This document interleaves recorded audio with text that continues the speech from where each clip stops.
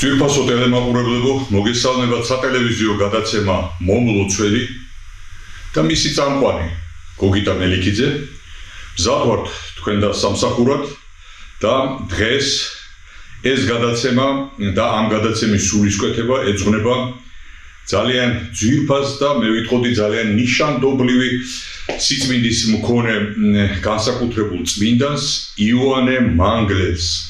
ეს გახლდათ ეპისკოპოსი მანგლისისა, რომელიც წმინდანად იქნა შერაცხული, მას ძალიან საინტერესო ცხოვრება აქვს გავლილი და რაც მთავარია მისი ცხოვრება სათნოყო უფალმა ჩვენმა და ეს სათნოება იმდენად განსაკუთრებული, იმდენად ზეაწეული იყო, რომ იყო, არის და დარჩება ასეთად, რომ იოანე მანგლეს, ანუ წმინდა იოანე მანგლეს მინიჭებული აქვს სასწაულო მოქმედების უნარი. ჩვენ გვექნება ამ სასწაულების შესახებაც საუბარი ამ გადაცემის პერიოდში და ეს უნარი არა ერთხელ და არა რაღაც კონკრეტულ დროში, არამედ სხვადასხვა დროს და მრავალგზის გამო ჟღავდა და გამოცხადდა ადამიანთა თვალწინ. ვინ იყო იოანე მანგლელი? იოანე მანგლელი დაიბადა გიორგის სააკაძის ოჯახში. აქვე უნდა გითხრათ, რომ ვახსენებთ რა ამ სახელსა და გვარს გიორგი სააკაძეს. ყველას წარმოუდგენია ის ლეგენდარული გმირი გიორგი სააკაძე, რომელიც საამაყო ბრძოლებითა და საამაყო თავგადასავლებით არის ცნობილი, მაგრამ ამ შემთხვევაში გიორგი სააკაძე მამა იოანე მანგლელისა, რომლის შესახებაც ჩვენ გვაქვს საუბარი, არ იყო ის გმირი. ეს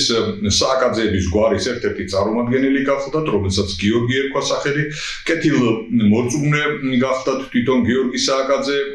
თავდაბალი ქრისტიანული თავდაბლობის მქონე ადამიანი გახლდათ და აი ასეთი მამის და ასეთი ოჯახის შვილი გახლდათ იოანე მანგლელი და იოანე მანგლელი წამოიზარდა რა მამის ღვთივსათნო ოჯახში, მისი ფიქრი, მისი აზროვნება და მისი მისწრაფებები თავისთავად მიმართული იყო უფლისკენ, უფალზე იყო ორიენტირებული და იოანემ არ დაახანა და თავისი ცხოვრების გზის ძიება კი არ დაიწყო, არამედ იმთავითვე წავიდა დავით გარეჯის უდაბნოში და კერძოდ ბერთუბანში, დაიწყო მსახურება, იქ გაიარა მორჩილების პერიოდი, იქ აღიკვეცა ბერად, იქ შეერწყა და შეუერთდა იმ დიდ ქრისტიანული ცხოვრების წესს და მსახურების იმ ფორმას, რომელიც ქრისტიანული ლიტურგიისთვის არის დამახასიათებელი და იქ გამოირჩა ის როგორც ღვთისმსახური. უნდა ითქვას შემდეგიც, რომ იოანე მანგლელს, ანუ სააკაძეების ოჯახიდან წამოსულ ამ ძალიან მნიშვნელოვან წმინდანს, რა თქმა უნდა, ერთგვარი სულიერი კავშირი ჰქონდა თავის იმ დიდ წინაპართან, რომელიც გიორგი სააკაძის სახელით არის ცნობილი და ზოგადად სააკაძეების გვარიც ის გვარი იყო, რომელიც გვარმაც მიაღწია ძალიან მაღალ შესაძლებლობებს, ძალიან მაღალ გავლენას. მერე ამ გვარს უწია ესეთი რეპრესიული ცხოვრება და შეიძლება ითქვას, რომ თვით იოანე მანგლელს კარგად ახსოვს სულისკვეთება, როდესაც მათ მშობლიურ სოფელ ნოსტეში შეესია ჯარი, მათი ციხესიმაგრე გადაწვა, მათი საბრძოლო კოშკი დაარბია და აი ეს რეპრესიული დამოკიდებულება სააკაძეების გვარის მიმართ და უშუალოდ მათი ადგილსამყოფელის, ანუ ფუძისეული ადგილის მიმართ აი ეს დამოკიდებულება გარკვეულ დამთვრულ ისტორიულ რეალობად სდევდა თან იოანე მანგლეს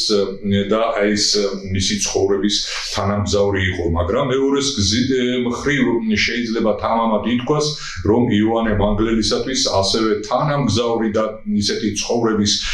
განმაპირობებელი გახლდათ სააკაძეების გმირული გვარი და ის წარსული, რომელიც წარსულიც მასში ცხოვრობდა, მასში ცოცხლობდა, ეს გადამოცემები მისთვისაც იყო ცნობილი და ესეთი გასათვალისწინებელი და უნდა ითქვას, რომ ის გმირული სულისკვეთება, რომელიც იოანე მანგლელისთვის იყო დამახასიათებელი, მთლიანად მომართა მან და ორიენტირება გააკეთა ღმერთზე და საერთო ცხოვრების წესზე და აი ეს განსაკუთრებული გმირული ჰეროიკა, რომელიც ამ გვარისთვის და ამ გვარის შვილებისთვის არის დამახასიათებელი, იქცა ცხოვრების წესად, მისი საღვთო დანიშნულებითა და საღვთო გზით და საუფლო მსახურების ფორმით. აქვე ვიტყვით, რომ იოანე მანგლელი მისი ბერული სახელია უკვე და მისი საერო სახელი კი იოსები გახლდათ, თუმცა ეს სახელი უკვე არავის ახსოვს და არავის ემახსოვრებოდა მაშინაც, რამე თუ ის ძალიან ისეთი ახალგაზრდა იყო, ჯერ კიდევ ღვაწლობის პერიოდში წავიდა დავით გარეჯის უდაბნოში და იოსების სახელი, რომელიც ერის სახელად მიიღო უდაბნოში, დარჩა უდაბნოში და ის უდაბნოდან, ანუ დავით გარეჯის ესეთი ღვთივსათნო მსახურებით გაჯერებული უდაბნოდან გამოვიდა უკვე იოანეს სახელით და მანგლელობა, ანუ მანგლისის ეპისკოპოსის წოდება მან გვიან მიიღო, რა თქმა უნდა, როდესაც იგი ხელდასმული იქნა მანგლისის ეპისკოპოსად, თუმცა მანამდე მას მოუწია ძალიან საინტერესო ცხოვრების გავლა და ღირს დასახელება იმისა, რომ მის პერიოდში შაჰმა გამოაგზავნა საქართველოში მეფე იესე, რომელიც გახლდათ სარწმუნოება შეცვლილი ქართველი და აი ასეთი ადამიანის მეფედ მოსვლა გარკვეულ წილად ქმნიდა პრობლემას მთელი ერისა და მთელი სახელმწიფოსთვის, რამე თუ კაცი, რომელმაც რელიგიას და თავის ღმერთს უღალა და ადვილად ღალატობდა ინტერესებს თავისი ქვეყნისა და თავისი ხალხისა და ასეთი მოღალატე სულის მქონე ადამიანთან თანაცხოვრება და ასეთ ადამიანის მეფობის ქვეშ ყოფიერების სულა, რა თქმა უნდა, არ იყო სრულყოფილი. კერძოდ, სარწმუნოება შეცვლილმა იესემ და ქრისტეს ღალატით ცნობილმა იესემ მოვიდა რა მეფედ, მან ერთგვარი ესეთი დამცინავი დამოკიდებულება გამოხატა ქართული ოჯახის და ოჯახური სიწმინდის და ოჯახური ტრადიციის მიმართ და გადადგა ესეთი ნაბიჯი, რომ თავის ბიძას, ანუ დედის ძმას წაართვა ცოლი და ცოლად შეერთო ბიძის ცოლი, ანუ ბიძოლა შეერთო ცოლად და აი ეს ფაქტი იმდენად აღმაშფოთებელი ფაქტი იყო, რომ ვისაც ამისი უნარი ჰქონდა, დიახაც აღშფოთდა და დიახაც ეს მიიღო ისე როგორც საჭიროა და კერძოდ ვის კათალიკოსმა საქართველოსა მან დაგმო ეს და კათალიკოსთან ერთად დაგმო და ამხილა მეფის ასეთი საქციელი იოანე მანგლელმა, ჩვენთვის ძვირფასმა იოანე მანგლელმა, ვის შესახებაც დღეს ვსაუბრობთ და ეს მხილება იყო იმდენად თამამი, იმდენად შეუპოვარი და იმდენად სახალხო ხასიათისა, რომ შეწუხდა მეფე ყოველივე ამის გამო, მაგრამ აი ეს პერიოდი დიდხანს არ გაგრძელებულა, თუმცა უნდა ითქვას, აი ამ ხილებაში და მეფესთან დაპირისპირებაში გამოჩნდა იოანე მანგლელის შეუპოვარი მართალი ქრისტიანული ცხოვრების წესი, რომელმაც იმ თავითვე იგუმანა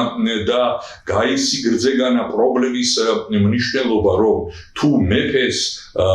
გაუტარებდნენ და თუ მეფის ამ საქციელს მისაღებად ჩათვლიდნენ, ეს მისაბეძი გახდებოდა ერისთვის და ეს გაღწნიდა და დააკნინებდა ჩვენს ეროვნულ ყოფიერებას, ჩვენს ეროვნულ ცნობიერებას და რაც მთავარია, ჭრილს მიაყენებდა ისეთ დიდ სიწმინდეს, როგორიც არის ოჯახი და ქართული ოჯახის ტრადიცია, რომელ ტრადიციასაც აქვს სიწმინდის განსაკუთრებული სიწმინდის მიმართ განსაკუთრებული დამოკიდებულება და ეს განსაკუთრებულება მოსდევს საუკუნიდან საუკუნეში და ამ განსაკუთრების მიმართ მტრული დამოკიდებულება და ესეთი ნიჰილისტური დამოკიდებულება იწვევს დეგრადირებას ზნეობისა, აზროვნების კულტურისა, იმ ზოგადად სიწმინდის მიღებისა და გათავისებისა და ამ ყველაფერს ვის შეიძლება აღდგომოდა წინ თუ არა ისეთი მართალი სულისკვეთების მქონე პიროვნება, როგორც კათალიკოსი გახდა იმ პერიოდისა საქართველოსი და როგორც იოანე მანგლელი იყო, მაგრამ როგორც უკვე ვთქვით, ეს პერიოდი დიდხანს არ გაგრძელებულა. მეფე ვახტანგ მე-6-ის შვილმა ბაქარმა მოვიდა რა მეფედ და მიიღო რა მეფის წოდება ეს მოღალატე და რენეგანტული ცხოვრების წესზე მდგარი იესე ციხეში ჩააგდო და ამით პასუხი გაეცა მთელ ამ საქციელს თუმცა ამ საქციელთა მიმართებაში განაცხადი და სულიერი მეობის კვალი იმთავითვე დატოვა შეიძლება ითქვას ახალგაზრდა მღვდელმსახურმა იოანე მანგლელმა ამის შემდეგ იოანე მანგლელი დანიშნული იქნა მანგლისში ეპისკოპოსად თუმცა ეს ეპისკოპოსობის ღვაწლი მანგლისში დიდხანს არ გაგრძელებულა რადგან თურქეთის ჯარმა შემოიჭრა და მოაოხრა მანგლისის სოფლები თვითონ მანგლისის დასახლება და ეპისკოპოსი განერიდა და როგორც ითქვიან თავი შეაფარა კახეთს და კონკრეტულად ქიზიქში გადავიდა საცხოვრებლად და აი იქ მონასტერში ცხოვრობდა და აი იქ მიიღო მან გადაწყვეტილება იმისა რომ თავის საეპისკოპოსო კათედრას ვერ უბრუნდებოდა რა აი იქ ხირსის მამათა მონასტერში იყო ამ დროს იოანე მანგლელი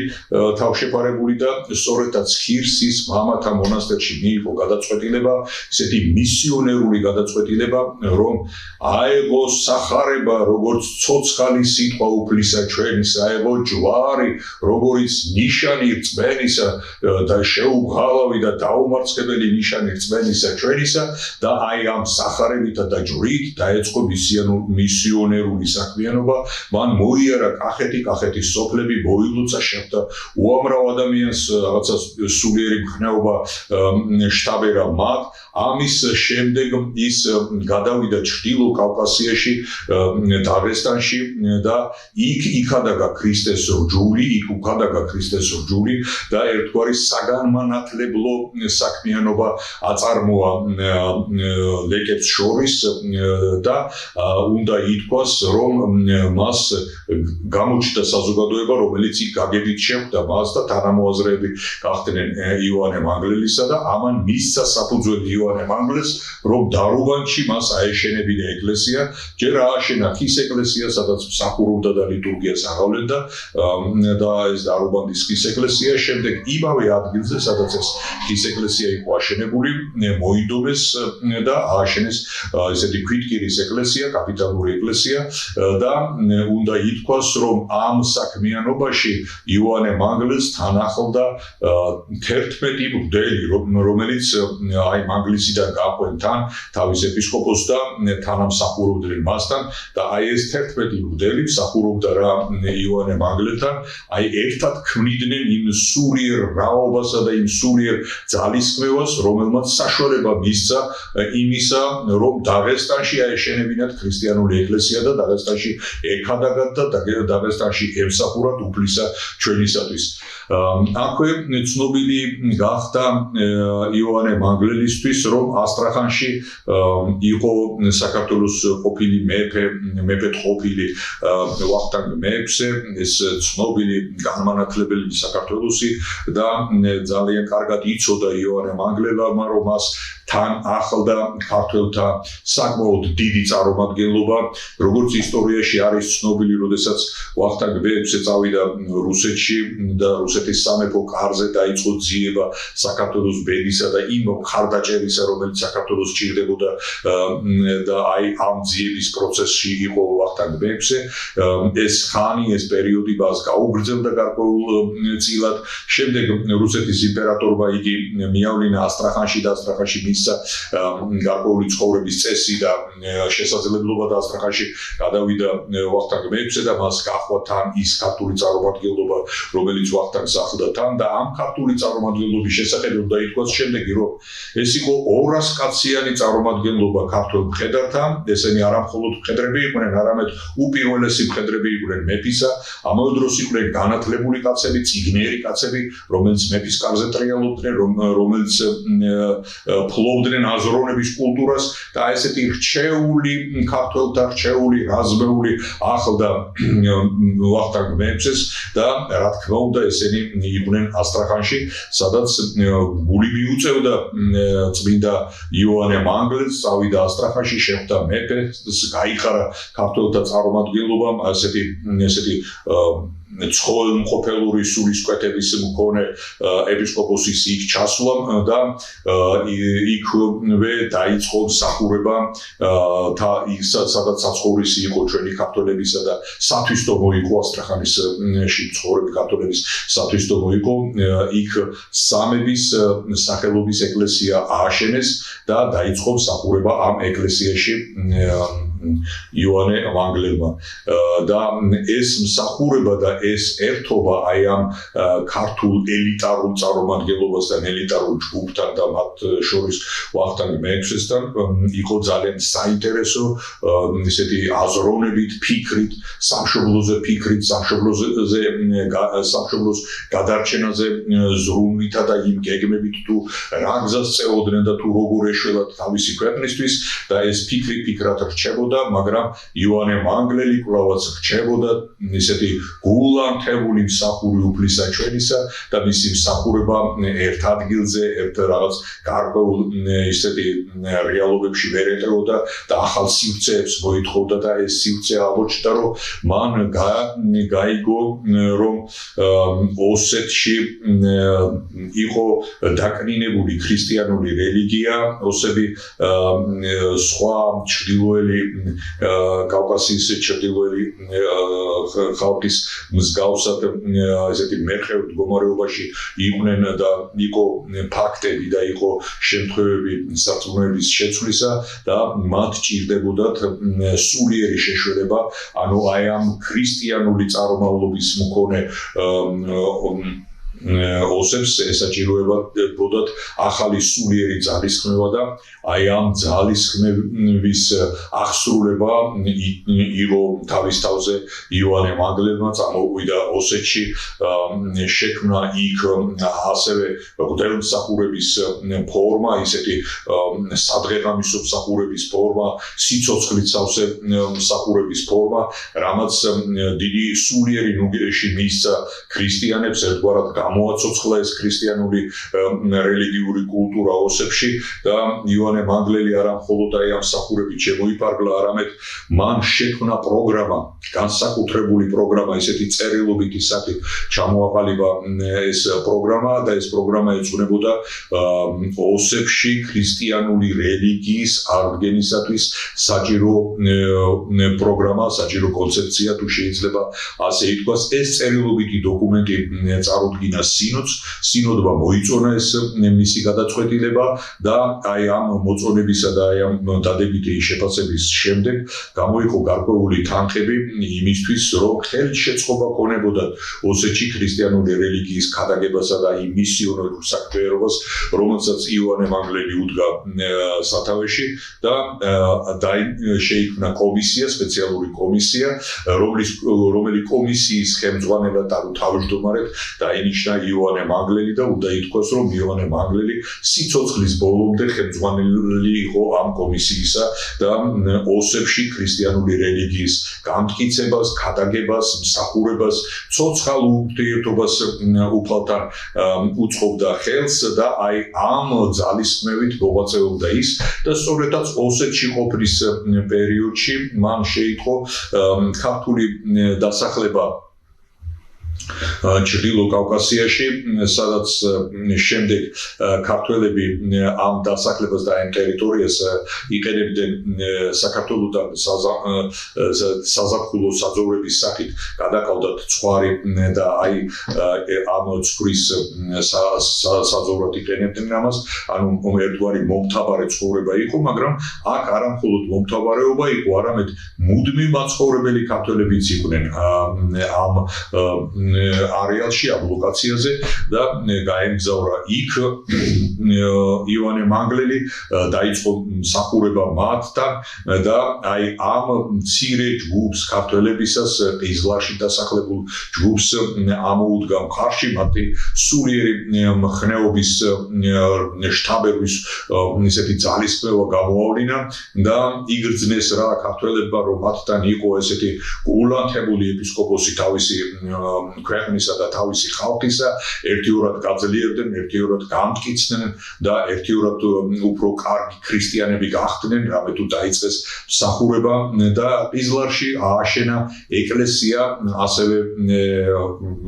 სალოცავი ყიზლარისა იოანე მანგლელმა და უნდა ითქვას, რომ ამ დროს იოანე მანგლელი უკვე ასაკშია შესული, 85 წლისა გახლდათ და ამ დროს იოანე მანგლელი იქ ყიზლარში გარდაიცვალა. უნდა ითქვას, რომ მას 85 წლის ასაკში მყოფ ეპისკოპოს ერთგვარ ანდერძად ჰქონდა დაბარებული, რომ იგი საქართველოში დაესაფლავებინათ და კერძოდ დავით გარეჯის უდაბნოში და აი იმ მონასტერში, სადაც მან მოღვაწეობა დაიწყო და ეს გახლდათ ბერთუბნის მამათა მონასტერი და ითხოვდა, რომ ბერთუბნის მამათა მონასტერში დაესაფლავებინათ, მაგრამ მოხდა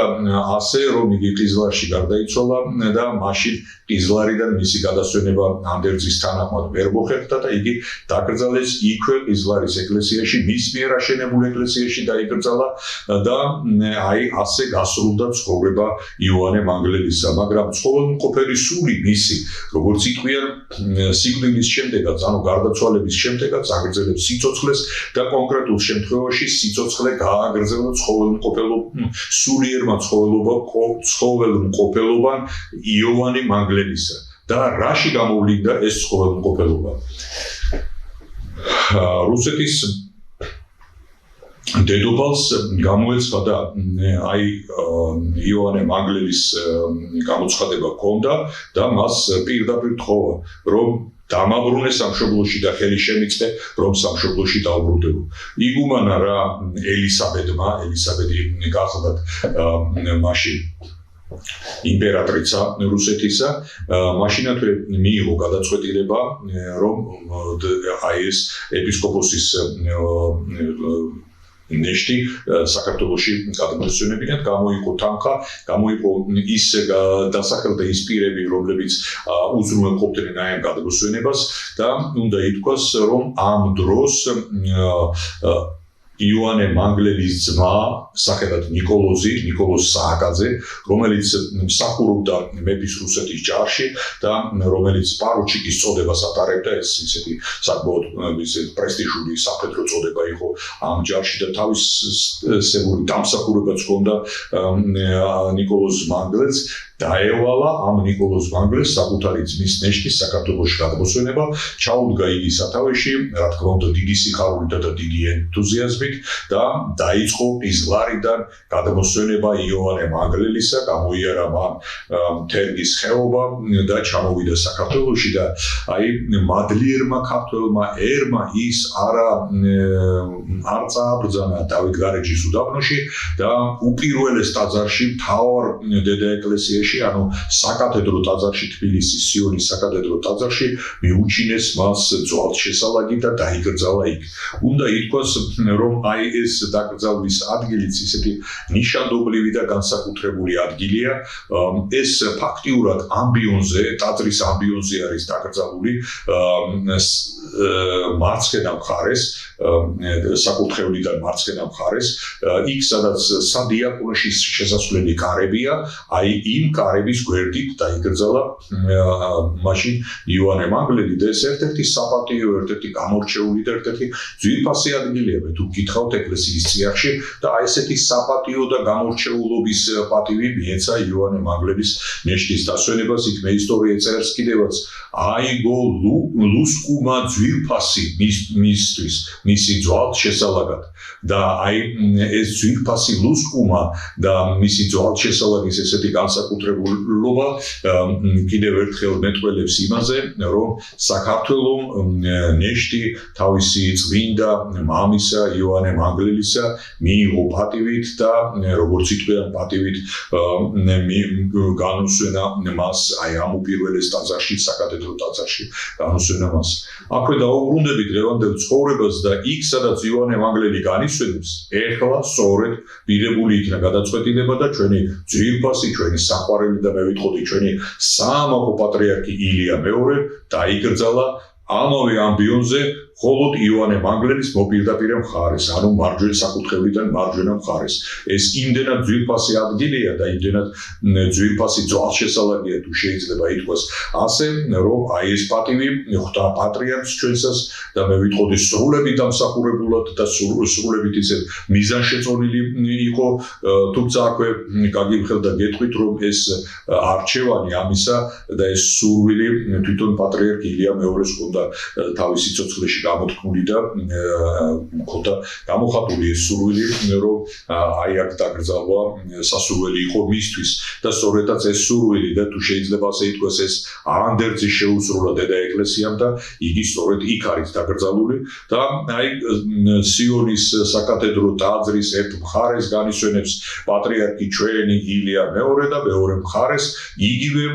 ადგილზე და იგივე ამბიონზე და იგივე ტაძარში განისვენებს წმინდა იოანე მანგლელი, რომელიც საოცარი მადლმოსილების მქონე პიროვნება გახდათ და ეს მადლმოსილება როგორც ასე არა მხოლოდ მადლმოსილება იყო და არა მხოლოდ ნიჭი იყო, არამედ იყო მისი დაუღალავი შრომის, მისი დაუღალავი ლოცვის, მისი დაუღალავი მსახურების გამოხატულება. ჩვენ რამოდენიმე ეკლესიის აშენება ვთქვით, როგორც დაღესტანში, ისე ოსეთში და სხვაგან და აღარ განვერცობი ამის ჩამოსაყალიბებლად, თუმცა უკვე ნათქვამია, რომ ყიზლაშიც ააშენა ეკლესია და ასტრახანშიც ააშენა ეკლესია და ამდენი ეკლესიის ამშენებელი მადლმოსილი მღვდელმთავარი დიახაც უფლის მიერ შევდომილი და უფლის მიერ სათნოდ ყოფილი იყო და მისი წმინდანობის მომენტი მისვე სიცოცხლეში იქნა გამორჩეული და მისივე სიცოცხლეში იქნა ისეთი საცნაური და კერძოდ როგორ ერთ-ერთი მსახურების დროს როდესაც ლიტურგია მივიდა იქ, სადაც მღვდელმა უნდა აიღოს ჯვარი და მიართვას ეპისკოპოსს, რათა ეპისკოპოსმა გამოართვას ეს ჯვარი და ამ ჯვრით დაალოცოს სამწყსო თვისი, აი ამ დროს მოხდა საოცრება და ეს საოცრება კერძოდ გამოიხატა ასეთნაირად, რომ იქ წმინდათა წმინდას გალობდა მღვდელი, საგალობელს აღასრულებდა ამ ადგილზე მოგეხსენებათ ლიტურგიაში და თვითონ ეპისკოპოსი არ დაელოდა მღვდელს და თვითონ ეპისკოპოსმა წაიღო ხელი ჯვრის ასაღებად და აი ამ ხელის წაღება იყო და ჯვარი, რომელიც იდო მაგიდაზე და ეს მაგიდა წმინდა ტრაპეზია, საკურთხეველში არსებული წმინდა ტრაპეზია და ამ წმინდა ტრაპეზზე იდო ეს მღვდელმთავრის ჯვარი, ანუ საკურთხეველი ჯვარი, აი აიწია ეს ჯვარი, როგორც თვითმხილველები ამბობენ, ეს ჯვარი თავისთავად აიწია მაგიდიდან დაახლოებით 1 ტკაველის სიმაღლეზე და ჯვარი გამოემართა და ესეთი მოუახლოვდა ეპისკოპოსის ხელს და ფაქტიურად ეპისკოპოსმა კი არ აიღო ჯვარი, არამედ ჯვარი თვითონ შეეგება ხელს, მაკურთხებელ ხელს ეპისკოპოსისა და თვითონ აღმოჩნდა მის ხელში და ეს დაინახა არა ერთმა და არა ორმა, არამედ ყველა იმ მსახურმა პირმა, რომელიც იდგა ტრაპეზთან და ლიტურგიას აღასრულებდა და ეს ხილვა იმდენად შთამბეჭდავი იყო და იმდენად საოცარი იყო, რომ ყველას ნიშანი მიეცა იმისა, რომ დიახაც ეს იყო განსაკუთრებული ღვთისწყალობა, ეს იყო განსაკუთრებული გამოვლენა უფლის ნებისა და ეს გამოვლენა და ეს ამ ფაქტის ასეთად წარმოჩენა ვიზე იყო და მისამართებული და ვიზე იყო დაკონკრეტებული თუ არა აი ამ მადლმოსილ ეპისკოპოსზე, რომელიც იწოდება იოანე მანგლელად. გარდა ამისა იგი ჩვენ უკვე ვახსენეთ იმპერატრიცა ელისაბედთან გამოცხადება და ესეც ჩვეულებრივი მოკვდავისათვის შეუძლებელი იქნებოდა რო არა ცხოველმყოფელობა მისი უკვდავი სულისა და ეს ჩვენებაც უნდა მის მადლოსთან უნდა იყოს დაკავშირებული. აქვე უნდა გავიხსენოთ საკმაოდ კარგად ცნობილი ფაქტი იმისა, რომ საქართველოს მეფე გიორგი მე-12-ს ჰქონდა რა სასუება წმინდა იოანე მანგლელის მიმართ მისი შვილი ილია ნანოძე მეფისა, როდესაც შეუძლოდ გახდა და ექიმებმა და მკურნალებმა ვერაფერი უშველეს და მრავალგზის სცადეს ესა თუ ის სამკურნალო საშუალება და არაფერი გამოვიდა, აი მან მიიღო უფლის ხმა, რომ იოანე მანგლელისთვის ეთხოვათ შემწეობა და მეფემ ბრძანა საფლავის გახსნა სიონის საკათედრო ტაძარში, გაიხსნა იოანე მანგლელის საფლავი და იოანე მანგლელის მარჯვენა ხელს მხოლოდ ნეკათიცე ეამბორა ავადმყოფი შვილი ბებისა და მკისიერად მაშინათვე განიკურნა და მაშინათვე დაუბრუნდა სასიცოცხლო ენერგია. ეს იმდენად ძვირფასი იყო და იმდენად ესეთი სარწმუნო იყო მეფისთვის და არა მხოლოდ მეფისთვის, არამედ მთელი იმ დროინდელი საზოგადოებისთვის, რომლებაც ყველამ ძალიან კარგად დაინახეს თუ რა სასწაული აღავლინა უფალმა ჩვენმა იესო ქრისტემ და ეს სასწაული როგორ იყო მიმართული პირდაპირ და როგორ იყო დაკავშირებული პირდაპირ იოანე მანგლელის სახელთან. გამოხდა ხანი მეფეს გიორგი მე-12-ს მეორე შვილი თამარიც შეუძლოდ იყო და კვლავაც მეფემ ბრძანა გახსნა იოანე მანგლელის საფლავისა და კვლავაც მიეხლა ეს ავადმყოფი ქალწული მეფისა და აი კვლავაც განკურნების მომენტი დადგა და იყო კიდევ ერთი აი ესეთი მომენტი, რომ ღრმა სნეულებით დასნეულებული ბერი, რომელიც სარეცელზე იყო და ესეთი სიკვდილ სიცოცხლის გზაგასაყარზე იდგა, შეთხოვა იოანე მანგლეს შემწეობა და აი მას მიეცა ხილვა იმისა, რომ ღვთისმშობლის წმინდა ხატიდან გადმოდიოდა ნათელი, რომელიც ადგა საბერო შესამოსელში გამოწყობილ პირს, ადგა მხრებზე, თავზე და აი ესე უკანა მხრიდან, ანუ ღვთისმშობელი უკნიდან ანათებდა აი ამ ნათელს, უკანა მხრიდან შთაბერავდა და აგზავნიდა ამ ნათელს აი ამ ბერის შესამოსელში გამოწყობილ პირზე და ამ მომაკვდავმა მომაკვდავის სარეცელზე მყოფმა ბერმა იგუმანა, რომ ეს იყო სწორედ ის და ეს იყო მასზე გადმოსული მადლი ყოვლადწმინდა ღვთისმშობლისა, რომელიც აღსრულებული და აღვლენილი იყო იოანე მანგლელის მიმართ ლოცვით და აი ამ ლოცვის საპირწონედ იყო მადლი ესე და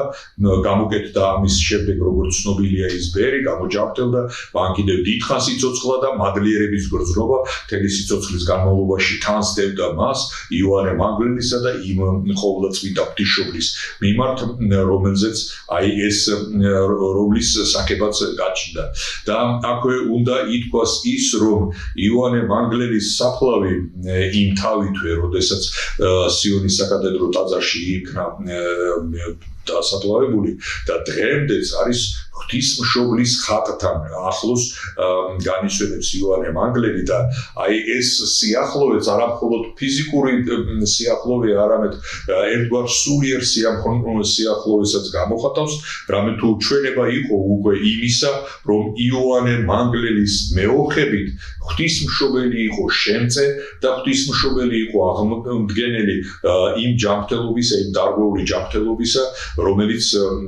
ბერს ჰქონდა და რომელიც აღასრულა სწორედაც ღვთისმშობელმა და იოანე მანგლელი იყო ის ავედრებელი და ის შუამავალი, თუ შეიძლება ასე ითქვას, ყოვლადწმინდა ღვთისმშობელთან, რომელიც აი ასეთ სასწაულს აღასრულებდა. და აი ეს ისტორიები, ეს ამბები შეიძლება ვინმეს ნაკლებ სარწმუნოდ და ნაკლებ ისეთი სააზროვნოდ მიაჩნდეს, მაგრამ დამერწმუნეთ, უფალი დიდია, უფალი ყველგანყოფია, უფალი ყველაფერს ხედავს და უფალი ყველაფერს განსჯის და უპირველეს ყოვლისა ადამიანს ადამიანს განჯის თავისი ფიქრის, თავისი აზროვნების, მე რა თქმა უნდა თავისი სიტყვის და თავისი საქმის გამო, მაგრამ თვით ფიქრიც კი არ არის მხოლოდ ფიქრი და როგორც ვიტყვი, არაფრის თქმელი ქმედება, არამედ სწორედაც არის გამოხატულება სულიერი დამოკიდებულებისა. და აი ეს სულიერი დამოკიდებულება, ეს ფიქრი და ეს საქმე და ეს სიტყვა ჩვენი უნდა უკავშირდებოდეს სიწმინდეს და ეს ასეთი სიწმინდე ძალიან ბევრი აქვს ჩვენს დედა ეკლესიას და ერთ-ერთი გამოხატული და ერთ-ერთი ისეთი აშკარად წარმოჩენილი სიწმინდე უკავშირდება ჩვენთვის ძვირფას იოანე მანგლეს, რომლის ხსენებიც დღეც აღესრულება 11 აპრილს, ეს არის მისი გარდაცვალების პერიოდი, იგი გარდაიცვალა ჩვენ ვახსენეთ უკვე 85 წლის ასაკში და გარდაიცვალა 1751 წლის 10 აპრილს. გაზაფხულის ამ ლამაზ დღეს განუტევა მან სული და შეავედრა სულითვისი უფალსა ჩვენსა და მისი უფალთან მარადიულად მყოფობა და